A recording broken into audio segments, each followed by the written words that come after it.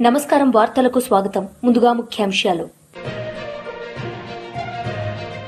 మంత్రి కొండపల్లి శ్రీనివాస్ మీడియా సమావేశం, పలు అంశాలపై వివరణ.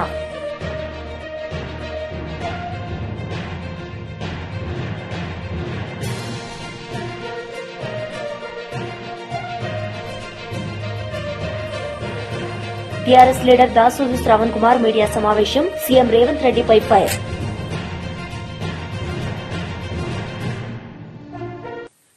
మంత్రి కొండపల్లి శ్రీనివాస్ మీడియా సమావేశం నిర్వహించారు. ఈ సందర్భంగా ఆయన మాట్లాడారు. చాలా ఇబ్బంది కలిగించినట్టు విధానాలు తీసుకెళ్లిపోయారు. గౌరవ ముఖ్యమంత్రి గారు ఎప్పుడు కూడా చెప్తా ఉంటారు, మన ప్రాంతం అంతా కూడా బ్రిటిష్ పరిపాలించినటువంటి ప్రాంతం కాబట్టి గతంలో బ్రిటిష్ వారు చాలా పారదర్శకంగా రెవెన్యూ రికార్డ్స్ క్రియేట్ చేశారు. సరైనటువంటి హిస్టరీ ఉన్నటువంటి రికార్డ్స్ ఉన్నాయి. అన్నీ కూడా ఒక ఎండిఆర్ కానీ సెటిల్మెంట్ ఫెయిర్ అడంగలు కానీ ఒక పారదర్శకంగా ప్రతి భూమికి కూడా సరైనటువంటి సర్వే నెంబరు, సరైనటువంటి లింక్ డాక్యుమెంట్ కూడా ఉండడం అనేది వాస్తవం. మరి అవసరమైనటువంటి రెవెన్యూ ఇష్యూస్లో కావాలని ఏదో రీసర్వే ఫండ్ వచ్చింది, దాన్ని సరైనటువంటి టైం ఇవ్వకుండా తక్కువ టైంలోనే పూర్తిగా అధికారులకు పూర్తిగా నాలెడ్జ్ లేకుండా ఎటువంటి చర్యలు తీసుకోకుండా సరైనటువంటి మానిటరింగ్ వ్యవస్థ లేకుండా గత గవర్నమెంట్ రీసర్వే చేయడం వల్ల ఈరోజు రాష్ట్ర ప్రజానికం చాలా రెవెన్యూ సమస్యలతో వెంటాడుతూ ఉంది. గత 18 మాసాలుగా కూటమి ప్రభుత్వం గ్రీవెన్సెస్ ఓపెన్ చేస్తే ఈ రాష్ట్రంలో అనేక రెవెన్యూ ఇష్యూస్ బయటకు వచ్చాయి. వచ్చినటువంటి ఇష్యూస్ అన్నీ కూడా సుమారు 2,34,664 రెవెన్యూ ఇష్యూస్ గ్రీవెన్స్ రూపంలో ఇవ్వడం జరిగింది. ఇవన్నీ కూడా పరిష్కరించడానికి కార్యరూపం చేస్తూ జిల్లాలో అధికారులు కానీ, మండలాల్లో అధికారులు కానీ, గ్రామస్థాయి అధికారులు కానీ అందరూ కూడా ప్రతి సమస్యను కూడా క్లియర్ చేయడానికి పనిచేయడం జరుగుతూ ఉంది. ఇంకా చెప్పాలంటే వాళ్ళు తీసుకున్నటువంటి నిర్ణయాల వల్ల సరైనటువంటి సొల్యూషన్ కూడా ఇవ్వలేకపోయారు. జాయింట్ ఎల్పిఎం అని తీసుకొచ్చి జాయింట్ ఎల్పిఎంలో 4 విభాగాలు ఉన్నాయి. 4 విభాగాల్లో కూడా సరైనటువంటి డైరెక్షన్స్ ఇవ్వకపోవడం వల్ల అనేక ల్యాండ్ ఇష్యూస్ క్రియేట్ అయిపోవడం వాస్తవం. మరి ఏ రకంగా ప్రతిపక్ష పార్టీ నాయకుడు వాళ్ళు గణనీయమైనటువంటి పని చేశారని ఆయన ఈరోజు ప్రజల ముందు చెప్తున్నారనేది చాలా బాధాకరం. ఎందుకంటే ఈరోజు నాకు తెలుసు వెబ్ల్యాండ్ 1, వెబ్ల్యాండ్ 2 అని 2 క్రియేట్ చేశారు. గతంలో వెబ్ల్యాండ్ 1లో మొత్తం హిస్టరీ అంతా రికార్డ్ అవుతూ ఉండేది. సడన్గా వెబ్ల్యాండ్ 1 అనేది ఎక్కడైతే రీసర్వే జరిగాయో ఆ విలేజెస్లో వెబ్ల్యాండ్ 1 ఆపి కొత్త రీసర్వే చేసినటువంటి విలేజెస్లో వెబ్ల్యాండ్ 2 తీసుకువెళ్లారు.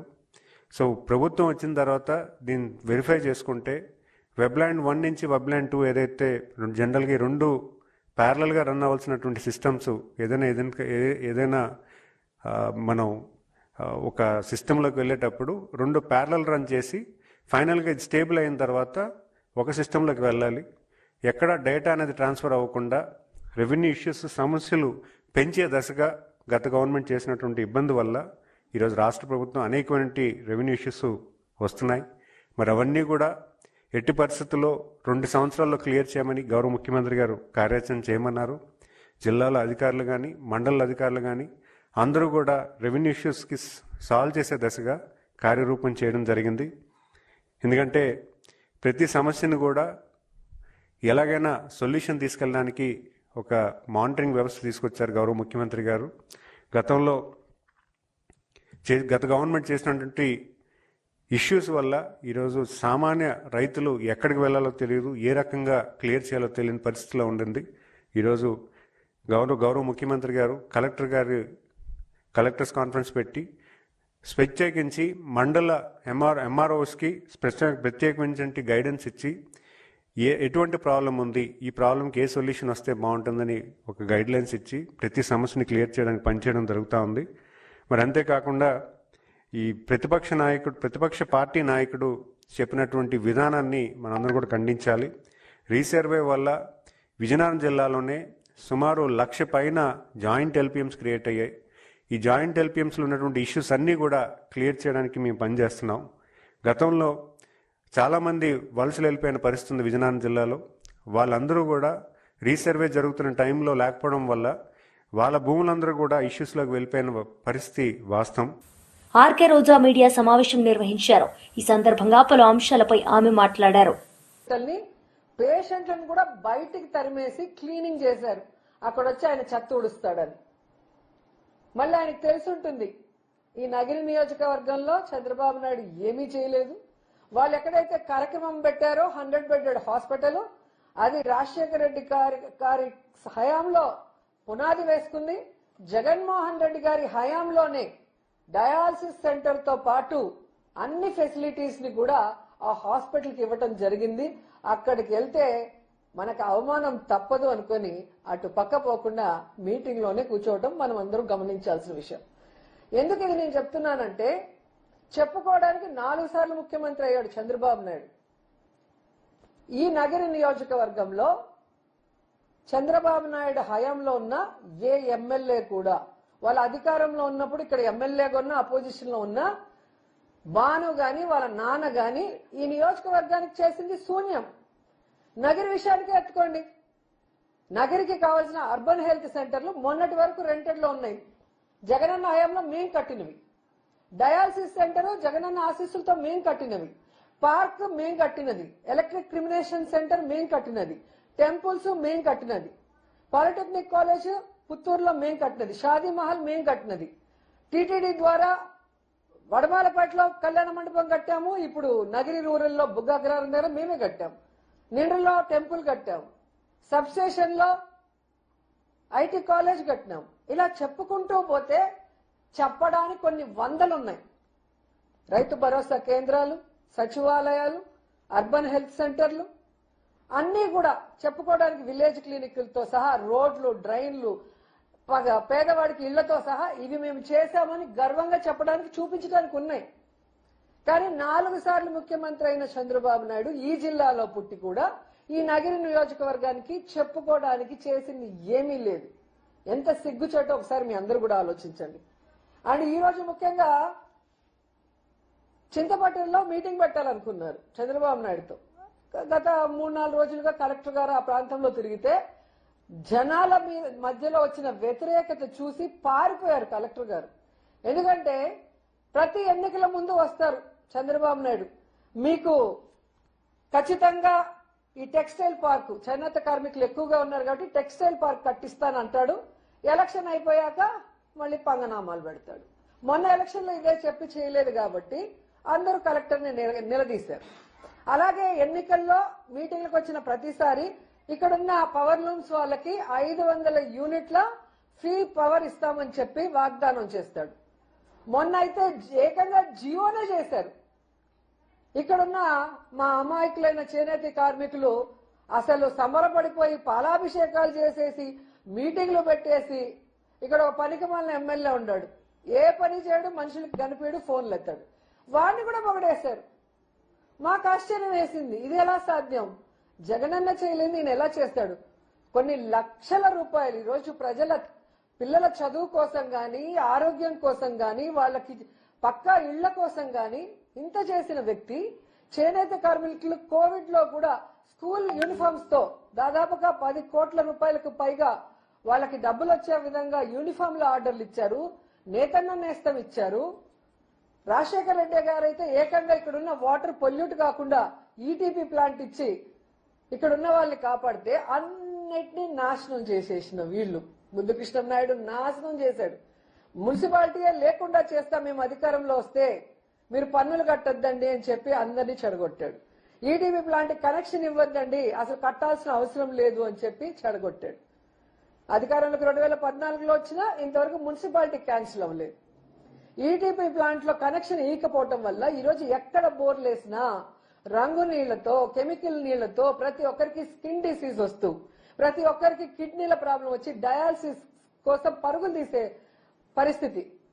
ముద్దుకృష్ణ నాయుడు ఆయన కొడుకు ఉన్న అతను ఎమ్మెల్యేగా నాశనం చేసేసి ఈ రోజు ఏదో ఆయన పుట్టినప్పటి నుంచి పార్టీకి వచ్చినప్పటి నుంచి ప్రజల కోసమే పనిచేశాడు, ప్రజల కోసమే బతికాడని చెప్పి సిగ్గు లేకుండా అబద్దాలు చెప్తుంటే TRS leader Dasoju Shravan Kumar media సమావేశం నిర్వహించారు. ఈ సందర్భంగా ఆయన మాట్లాడారు. జరిపించమని చెప్పని నెత్తి మీద నోరు పెట్టుకుని మొత్తుకుంటే తేలిగుట్టిన దొంగల లెక్క ఒక్కళ్ళు కూడా మాట్లాడతలేరు. సరికదా మళ్ళా టీఆర్ఎస్ పార్టీ పైననే బీఆర్ఎస్ పార్టీ పైననే బీఆర్ఎస్ పార్టీ నాయకత్వం పైన గత 10 ఏళ్లలో ఇది జరగలేదా అది జరగలేదా అని చెప్పని ఇవాళ దాడి చేసేటువంటి ఒక ప్రయత్నం చేస్తూ ఉన్నారు, నిందలు వేసే ప్రయత్నం చేస్తూ ఉన్నారు. మేము సూటిగా అడుగుతా ఉన్నాం బట్టి విక్రమార్క గారిని, అసలు రేవంత్ రెడ్డి గారి బావమర్దికి రేవంత్ రెడ్డి గారు తప్పుడు పద్ధతిలో టెండర్ ఇచ్చినరా ఇయ్యలేదా అది చెప్పండి. దేశంలో ఎక్కడా లేనటువంటి ఒక లోపభూయిష్టమైనటువంటి కాంట్రాక్టర్స్ను టెండరింగ్ వ్యవస్థను మ్యానిపులేట్ చేయగలిగేటువంటి ఒక వెసులుబాటు కల్పించేటువంటి ఒక సైట్ ఇన్స్పెక్షన్ విజిట్ సర్టిఫికేట్ అనేది సిస్టమ్ ఉందో ఈ సిస్టమ్ను పట్టుకొచ్చి లోపాయకారిగా బామ్మర్దికి బెనిఫిట్ చేసినరా చెయ్యలేదా దీనిపైన సమాధానం చెప్పండి. విచారణ చేయమంటే మీనమేషాలు ఎందుకు లెక్క పెడతా ఉన్నారో సమాధానం చెప్పని కోరుతా ఉన్నాము. అదేవిధంగా నైనీ కోల్ బ్లాక్ టెండర్స్నేమో మీరు లాల్ బహదూర్ శాస్త్రితో పోటీ పడేటట్లుగా పేపర్లలో వార్త వచ్చింది అని చెప్పని మీ నిజాయితీని చూపెట్టుకోవడం కోసం అన్నట్లుగా మీరు దాని టెండర్లను రద్దు చేసిండ్రు. అసలు అవెందుకు రద్దు చేసిండ్రో దాన్నన్నా పూర్తి స్థాయిలో మీరు ప్రజలకు చెప్పేటువంటి ఒక ప్రయత్నం ఎందుకు చేయట్లేరు? ఒకవేళ గనక నైనీ కోల్ బ్లాక్ టెండర్లలో గనక రద్దు చేయడం వెనుక మీ ఔచిత్యం మీ నిర్ణయం సరైనదే అని చెప్పని మీరు నమ్మినట్టయితే ఇవాళ షోదా కంపెనీకి ఇచ్చినటువంటి ఒక టెండర్లను మ్యానిపులేట్ చేసి తప్పుడు విధానం పట్టుకొచ్చి బావమర్ది కోసం బావ రేవంత్ రెడ్డి గారు చేసినటువంటి ఒక తప్పుడు ప్రయత్నంతో వచ్చినటువంటి ఒక కాంట్రాక్ట్ను మొత్తం ఆ కాంట్రాక్టులన్నింటినీ కూడా ఎందుకు రద్దు చేస్తలేరు? ఎందుకు ఆ ప్రెస్ మీట్లు గంటలు గంటలు గంటలు సాగదీసేటువంటి ఒక ప్రెస్ మీట్ల యొక్క అంతర్యం ఏంటి? మీరు అసలు ముచ్చట చెప్పమంటే కొసరు ముచ్చట్లు మాట్లాడుతూ ఉన్నారు. మీరు టెండర్లను రేవంత్ రెడ్డి బావమర్ది గారికి తర్వాత రేవంత్ రెడ్డి గారి కనుసన్నల్లో జరిగినటువంటి ఒక టెండరింగ్ స్కామ్కి సంబంధించిన అంశం పట్ల మీ వైఖరేంది బట్టి గారు సమాధానం చెప్పండి. ఇంతవరకు మాట్లాడతలేడు. అది తప్పా చెప్పాడు ఒప్పా చెప్పాడు. ఏమనంటే ఈ పేపర్ల వార్త వచ్చింది ఆ పేపర్ల వార్త వచ్చింది 10 ఏళ్ళు మీరే పరిపాలన ఉన్నారు మీ దగ్గర తప్పు జరిగింది మా దగ్గర తప్పు జరిగింది అంటారు. కానీ నిర్దిష్టమైనటువంటి ఒక ఆధారాలతో ఒక ఆరోపణ చేసిన తర్వాత దానిపైన సమాధానం చెప్పకుండా బీట్ అరౌండ్ ద బుష్ అంటాం మనం. బీట్ అరౌండ్ ద బుష్ లెక్క ఇష్టం వచ్చినట్లు ప్రెస్ మీట్లు పెట్టి కాలయాపన చేసి అటు మీడియా సమయాన్ని ప్రజల సమయాన్ని కాలయాపన చేసి ఒక దాటవేత ధోరణికి పాల్పడుతూ ఉన్నారు బట్టి గారు తప్ప నిర్దిష్టంగా లేవనెత్తినటువంటి యొక్క అంశాల పట్ల సమాధానాలు చెప్పట్లేరు. ఆరోపణలకు విచారణ జరిపించేటువంటి నైతికత కానీ ధైర్యం కానీ ఇవాళ చూపెడతలేరు. ఏ ధైర్యంతో మీరు ఒక పేపర్లో వచ్చిన వార్తను ఆధారంగా చేసుకుని నైనీ కోల్ బ్లాక్ టెండర్లను రద్దు చేస్తారు? ఇవాళ ఎందుకు పిరికితనంతో భయపడుతున్నారు? రేవంత్ రెడ్డిని చూసి భయపడుతున్నారా? లేకపోతే రేవంత్ రెడ్డి చుట్టూ ఉన్నటువంటి ఒక కోల్ మైనింగ్ మాఫియాను చూసి భయపడుతున్నారా? ఏ ధైర్యంతో దాన్ని రద్దు చేస్తారు? ఏ పిరికితనంతో దీన్ని రద్దు చేయరు? దాన్ని రద్దు చేసి టీడీపీ మాజీ ఎమ్మెల్యే అశోక్ బాబు మీడియా సమావేశం నిర్వహించారు. ఈ సందర్భంగా ఆయన మాట్లాడారు. చేసిందేంటి? నువ్వు ఆయన వ్యక్తిగతంగా మాట్లాడావు కదా, ఆయన ఉన్మత్తని.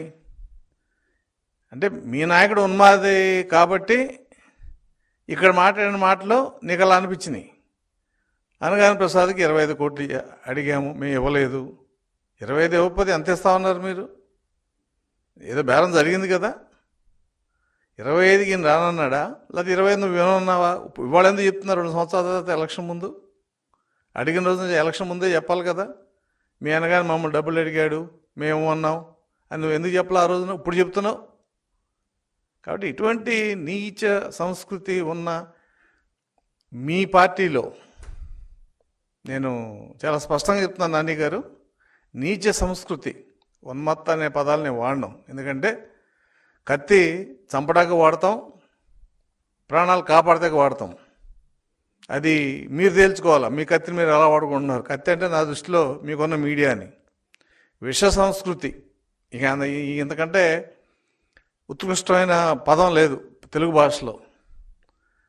ఆ సంస్కృతిని మీరు ఈరోజు కాదు, మీ 5 సంవత్సరాలు కూడా అదే పని చేశారు. 2019లో దాన్ని ప్రజలు గమనించలేదు కాబట్టి మోసపోయారు. నువ్వు అన్నావు, ఆయన మాట్లాడాడు, ఆయన బాధ్యతకి మేము ఒప్పుకుని ఉంటే మా పక్కన కూర్చునేవాడు, అదృష్టం బాగుంది, దేవుడి దయ ఉందని. నేనే అదే చెప్తున్నా. మీ నాయకుడు అసెంబ్లీలో చెప్పాడు, ఇది దేవుడి తీర్పు 23 అని. మా దగ్గర 23 తీసుకున్నావు, నీకు 23 వచ్చినాయి అని. ఇది కూడా దేవుడి తీర్పే. 151 ఇస్తే విర్రవీకి ఇష్టం వచ్చినట్టు చేసి ఒక ముఖ్యమంత్రి సభలో ఇది కూడా పీకలేడని చెప్పి తల మీద వెంట్రుకలు చూపించాడు. అది సంస్కృతి? అటువంటిది అనగాని సత్యప్రసాద్ మాట్లాడితే ప్రభుత్వం యొక్క రెవెన్యూ మినిస్టర్ మాట్లాడినట్టు. అందుకు సంతోషం, ఆయన రెవెన్యూ మినిస్టర్ మీరు ఒప్పుకున్నారు.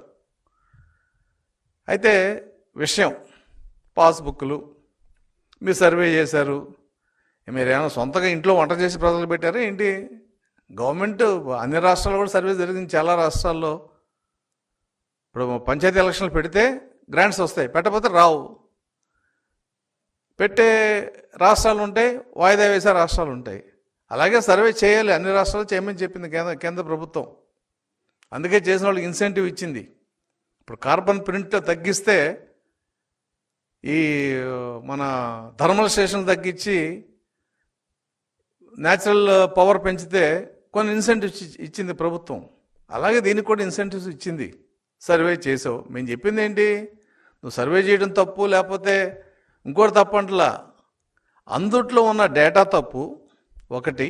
2, నువ్వు ముద్రించిన పుస్తకాలు తప్పు. 3, నీ సర్వే రాళ్ళు. సర్వే రాళ్ళ మీద ముఖ్యమంత్రి బొమ్మ వేయించుకోవడం ఎంత ఉన్మాదం మీకు తెలీదా?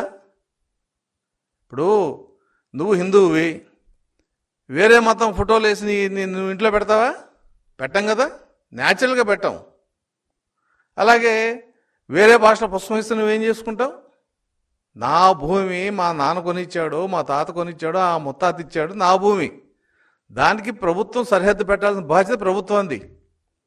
ఆ సరిహద్దు నీ బొమ్మ వేసిన హక్కు నీకెక్కడుంది? నువ్వు ముఖ్యమంత్రి అవుతే ముఖ్యమంత్రి ఒక ట్రస్టీ, ఆ భూమి ఓనర్ కాదు, భూమి ఓనర్ నేను. 700 కోట్లు ఖర్చు పెట్టావు, ఏమైనా రాళ్ళు పాతావా? నువ్వు చేసిన ఎన్ని గ్రామాలు? 6000 గ్రామాలు. 6000 గ్రామాలకు ఎంత కావాలి రాయి? నువ్వు సంవత్సరానికి మొత్తం ఆంధ్రప్రదేశ్లో భూమికి సరిపడా రాళ్ళు వేసి ఆ కాంట్రాక్టర్లకి డబ్బులు ఇచ్చి ఆ డబ్బుల్లో నువ్వు కొంత తిని నానా యాగి చేసావు. ఇక డేటా. పేర్నాని గారు, మీరు మేధావులే, నేను ఒప్పుకుంటా. దీనికి సమాధానం చెప్పండి. ఏమి ఇచ్చావు నువ్వు కొత్తగానే అడుగుతున్నావు? ఏమి ఇస్తారు? నాకు 4 ఎకరాల పొలం ఉంది. జగన్మోహన్ రెడ్డి ఇచ్చినా చంద్రబాబు నాయుడు ఇచ్చినా 4 ఎకరాలు నాకు ఉందని చెప్పి ఇవ్వాలే తప్ప 4 ఎకరాలు 2 ఎకరాలు తీసి జగన్మోహన్ రెడ్డి ఇవ్వలేడు, 2 ఎకరాలు కలిపి చంద్రబాబు నాయుడు ఇవ్వలేదు. అదేంటి? రైతుకి ఒక డిజిటల్ సర్వే చేసి ఆ సర్వే ప్రకారం నీ భూమి ఉందని చెప్పించే సర్టిఫికేట్ నువ్వే ఒప్పుకున్నావు. డిజిటల్ సర్వేకిను మాన్యువల్ సర్వేకి తేడా ఉంది, 5% తేడా వస్తే అదంతా రైతులు పిలిచి చెప్పామని. ఇవాళ ఆ తేడాను వేసి ఇష్టం వచ్చిన సర్వే చేసి పుస్తకాలు ఇవ్వబట్టే ఇవాళ మా దగ్గర వచ్చిన గ్రీవెన్స్ల 13 లక్షల్లో 12 లక్షల భూమికి సంబంధించినవి. ఏమంటే మా భూమి తక్కువ పడింది, మా పేరు మ్యుటేషన్లో పేర్లు పడలేదు, మాకు అమ్మిన వాళ్ళ పేర్లో ఉన్నాయండి. ఇవే మాకు వచ్చిన అప్లికేషన్లు, మెజారిటీ అప్లికేషన్లు. అసలు మేము మీకు YCP leader Shivashankar Reddy press meet నిర్వహించారు. ఈ సందర్భంగా పలు అంశాలపై ఆయన మాట్లాడారు. మామూలుగా సెటిల్ సర్వీసెస్, సెట్విన్ సర్వీసెస్, లేకపోతే ఆటో సర్వీసెస్, బస్సులో సెటిల్ అంటే ఉదయం వెళ్తే సాయంత్రం రిటర్న్ వస్తుంది, అంటే రౌండ్ ట్రిప్లు. అటువంటి సెటిల్ సర్వీసెస్ ఇప్పుడు ఆంధ్రప్రదేశ్ లో విమాన సెటిల్ సర్వీసెస్ అంటే ప్రత్యేక విమానాల సెటిల్ సర్వీసెస్ కూడా స్టార్ట్ చేసినట్టుంది. అది ఎక్కడికి? తెలంగాణ రాష్ట్రం నుంచి ఆంధ్రప్రదేశ్ రాష్ట్రం వరకు. ముఖ్యమంత్రి గారితో పాటు సకల శాఖ మంత్రి నారా లోకేష్, అదేవిధంగా డిప్యూటీ చీఫ్ మినిస్టర్ పంచాయతీరాజ్ శాఖ మంత్రి, కనీసం ఆయనకి మరీ దుర్మార్గంగా అయితే లాస్ట్ 1 వీక్ అబ్జర్వ్ చేస్తే గత వారం రోజులుగా వీళ్ళు తిరిగినటువంటి ఫ్లైట్ సర్వీసెస్ ఒకసారి చూస్తే 19వ తారీఖు ఉప ముఖ్యమంత్రి గారు హైదరాబాద్ నుంచి బయలుదేరి విజయవాడకు వచ్చారు 11 గంటలకి. తర్వాత రాత్రికి రిటర్న్ వెళ్ళిపోయారు. నైట్ అక్కడ హైదరాబాద్ లో పడుకున్నారు. మళ్ళీ 20వ తారీఖు ఉదయం 10:52 మళ్ళీ వచ్చి 20వ తారీఖు మళ్ళీ సాయంత్రం 7 గంటలకు వెళ్ళిపోయారు. మళ్ళీ 21వ తారీఖున మధ్యాహ్నం 2 గంటలకు వచ్చి మళ్ళీ 7 గంటలకి, కేవలం 4 గంటలు ఇక్కడ ఉండింది. 4 గంటలు ఉండి మళ్ళీ వెళ్ళారు.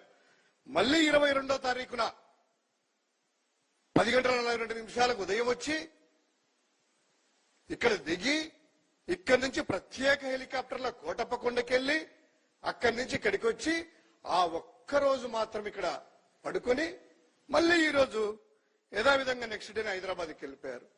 అంటే వారం రోజుల్లో ఒక్క రోజు నైట్ స్టే మాత్రమే ఇక్కడ. ప్రతి రోజు up and down, up and down, up and down. ఏమిటిది? ఆంధ్ర రాష్ట్రంలో పరిపాలన చేయడానికి మీకు అధికారం ఇస్తే రాష్ట్రంలో ఒక్క రోజు కూడా నిద్రించడానికి మీకు తీరిక లేదా? లేదా సౌకర్యాలు లేవా? ఇక్కడ ఉండడానికి అటువంటి సౌకర్యాలు ఏం లేవా? కోట్లాది ప్రజలు ఇక్కడే నివాసాలు ఉంటున్నాయి కదా. ప్రతి వారము వీకెండ్ కి ముఖ్యమంత్రి, సకల శాఖ మంత్రి, అదేవిధంగా డిప్యూటీ సీఎం ఎవ్రీ వీకెండ్ వెళ్తా ఉంటారు.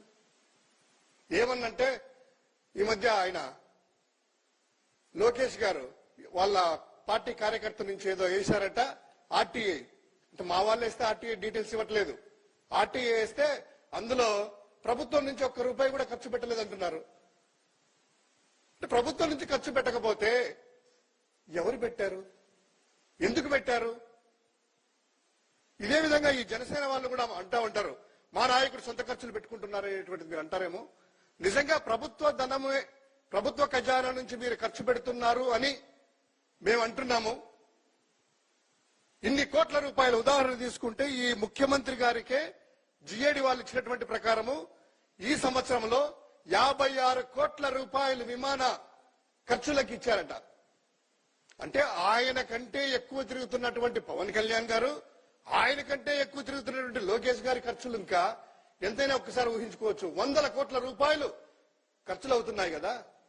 మరి ప్రభుత్వ ఖజానా నుంచి కాకపోతే మీ పార్టీల నుంచి ఖర్చు పెడుతున్నారా? జనసేన నుంచి ఖర్చు పెడుతున్నారా? లేక తెలుగుదేశం పార్టీ నుంచి ఖర్చు పెడుతున్నారా? లేదా హెరిటేజ్ నుంచి ఖర్చు పెడుతున్నారా? లేదా మీరు కాంట్రాక్టులకు ఎక్సెస్ రేటుకి ఇచ్చినటువంటి కాంట్రాక్ట్ సంస్థలు ఖర్చు పెడుతున్నాయా? బినామీ సంస్థలు ఖర్చు పెడుతున్నాయా? ఆ వివరాలైనా కూడా పొందుపరచాలి కదా. ఎందుకు దాచిపెడుతున్నారు? ఎందుకు ప్రభుత్వ జీవోలకు సంబంధించినట్టు బయటికి రావట్లేదు?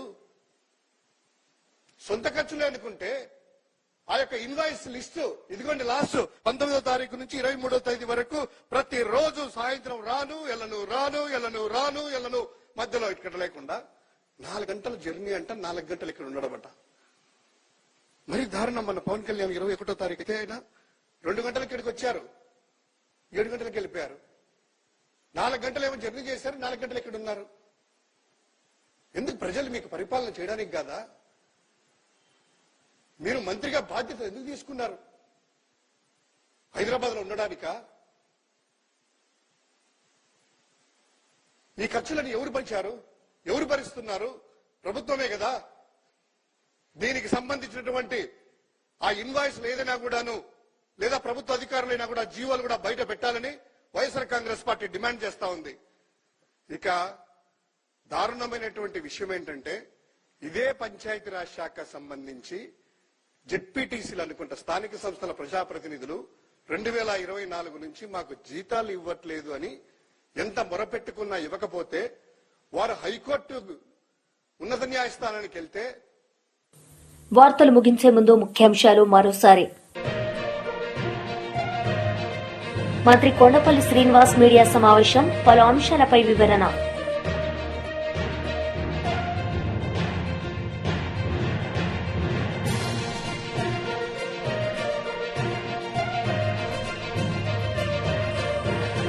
TRS leader Dasuri Sravan Kumar media సమావేశం, సీఎం రేవంత్ రెడ్డిపై ఫైర్.